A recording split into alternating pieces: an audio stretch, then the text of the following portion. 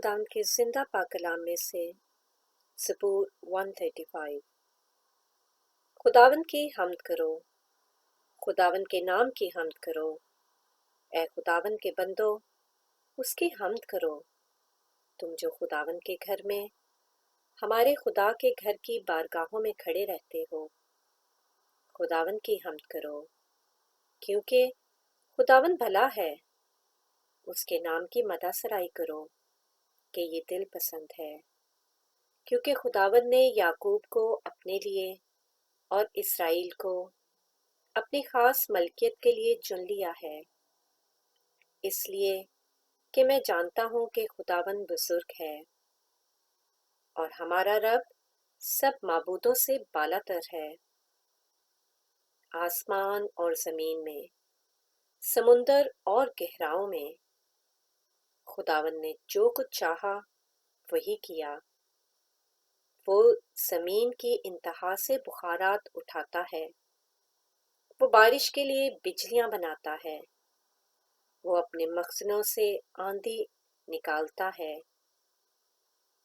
उसी ने मिस्र के पलोठों को मारा, क्या इंसान के क्या हैवान के। ए मिस्र, उसी ने तुझ में फ़राओन और उसके सब खादमों पर निशान और अजायब ज़ाहिर किए।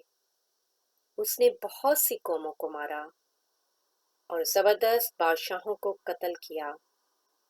अमूरियों के बादशाह सह्यून को और बसन के बादशाह औज को और केनान की सब ममलिकतों को, और उनकी ज़मीन मिरास कर दी, यानी अपनी कौम इसराइल की मिरास। ऐ खुदाबंद, तेरा नाम अब्दी है और तेरी यादगार आए खुदाबंद पुश्त दर पुश्त कायम है।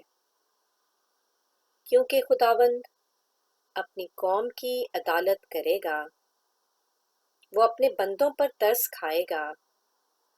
कौमों के बुत चांदी और सोना है, यानी आदमी की दस्तकारी। उनके मुंह हैं पर वो बोलते नहीं, आंखें हैं पर वो देखते नहीं, उनके कान हैं पर वो सुनते नहीं, और उनके मुंह में सांस नहीं। उनके बनाने वाले उन्हीं की मानिद हो जाएंगे, बल्कि वो सब जो उन पर भरोसा रखते हैं।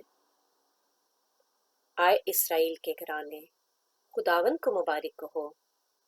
आए हारून के घराने, खुदावंद को मुबारक कहो।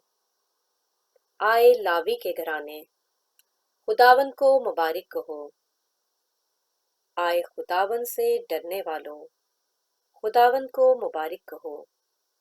सय्यून में खुदावंद मुबारक हो, वो यरूशलेम में सुकूनत करता है। खुदावंद की हम्द करो। पाक कलाम के पढ़े और सुने जाने पर खुदावंद की बहुत सी बरकत हो। आमीन।